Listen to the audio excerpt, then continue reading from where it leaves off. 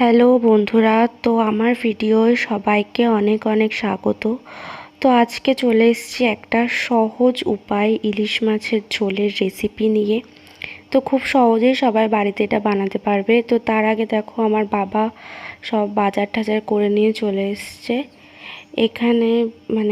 বাবার পায়রার খাবারের জন্য কী সব কিনে এনেছে। তো আমাদের জন্য আবার একটু মিষ্টি এনেছে, আর এদিকে হরিতকি টকি আরও অনেক কিছু। তো এদিকে দেখো, আমার বৌদি সব কাটাকাটি করছে আরও রান্নার জন্য। তো চলো বেশি কথা না বলে এগোনো যাক। তো এখানে শেফ এমডি আগে পান খেয়ে নিচ্ছে, কারণ পান না খেলে শেফ আবার রান্না করতে পারে না। তো বুঝতেই পারছো, পাচক বাবু, সরি পাচক মহিলা। যাই হোক, তো চলো লেটস স্টার্ট। এইদিকে কড়াইতে তেল গরম হয়ে গেছে, তেলটা চারিদিকে করে নিয়ে তো মাছগুলো ফার্স্টে ভেজে নিতে হবে।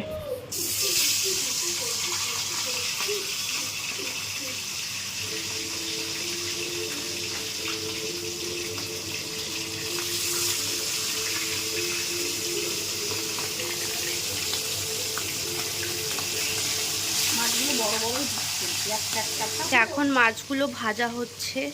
মাছ ভাজা হওয়ার পর তারপর হবে একটা একটা করে আগে উল্টিয়ে দাও।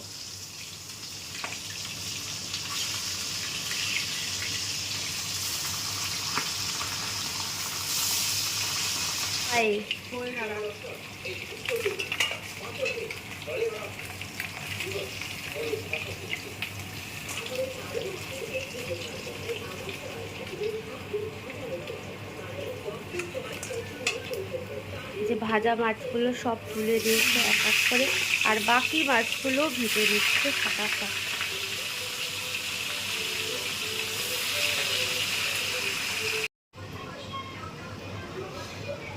এটা হচ্ছে মাছের তেল আলাদা করে তুলে রাখা খাওয়ার জন্য।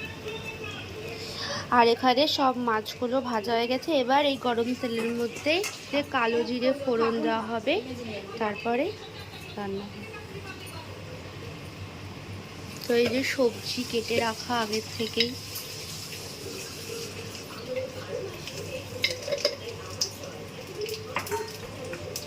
তো কালো জিরে ফোড়ন দিয়ে এবার ওর মধ্যে দিয়ে দেবে সব সবজি, বেগুন আর আলু।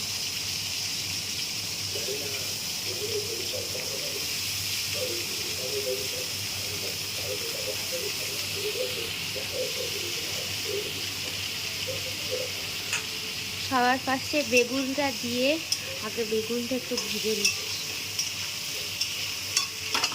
আর এবার ওর মধ্যে দিয়ে নিচ্ছে স্বাদ মতো নুন, তারপর ওর মধ্যে দিচ্ছে হলুদ। এবার এটাকে ভালো করে নাড়িয়ে চাড়িয়ে এক করে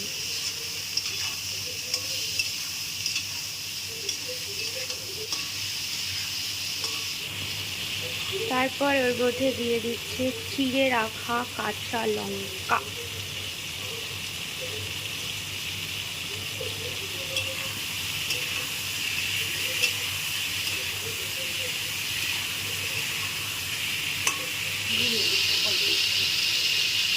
এবার এটা একটু ভাজা ভাজা হয়ে গেছে, তো এর মধ্যে দিয়ে দিচ্ছে জিরের গুঁড়ো।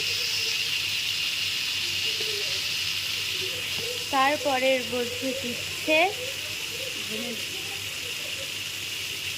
ধনের গুঁড়ো।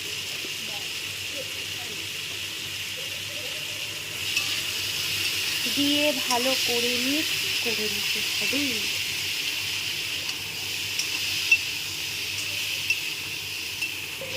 তো সব কিছু মিক্সড করার পর এবার এর মধ্যে দিয়ে দিচ্ছে আলু, একটা বেগুন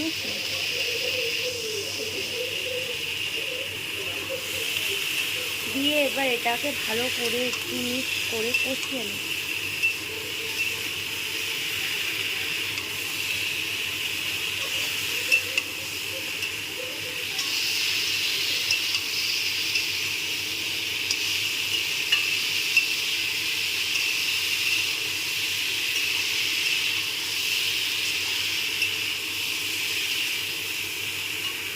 তো এবার জল গরম করে রাখা ছিল, সেই জলটা এর মধ্যে দিয়ে দিতে হবেই, যাতে পুরো তরকারিটা সেদ্ধ হয়। আর মাছের ঝোলটাও তো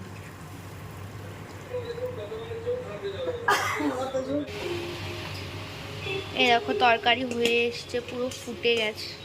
এবার ওর মধ্যে সব মাছগুলো দিয়ে